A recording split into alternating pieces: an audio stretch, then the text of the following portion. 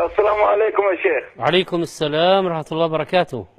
كيف الحال؟ الحمد لله. الله يحييك. الله يبقيك. شيخ، تفضل. السؤال: لماذا لا يؤخذ بأقوال أخوان يوسف عليه الصلاة والسلام؟ هل العلماء يكفرونهم؟ إخوان يوسف عليه السلام؟ إيه. لا طبعا لا يكفرونهم، كلا والله. الحمد لله. كيف يكفرونهم وقد قال الله: قالوا يا أبانا استغفر لنا ذنوبنا قال سوف أستغفر لكم ربي.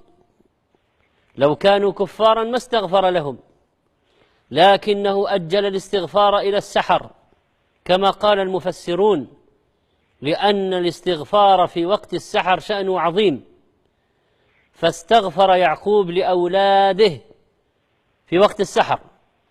وقد قال يوسف لإخوانه: يغفر الله لكم وهو أرحم الراحمين، فدعا لهم بالمغفرة. ويعقوب الأب دعا لهم بالمغفرة، وأخوهم يوسف دعا لهم بالمغفرة. فهم، حتى أن بعض العلماء قالوا إنهم صاروا أنبياء بعد ذلك. أليسوا هم أسباط بني إسرائيل؟ أسباط بني إسرائيل 12 قد تناسلوا منهم وصاروا منهم. ما شاء الله. فإذا إخوان يوسف حسن أمرهم بعد ذلك، حسن أمرهم والحمد لله.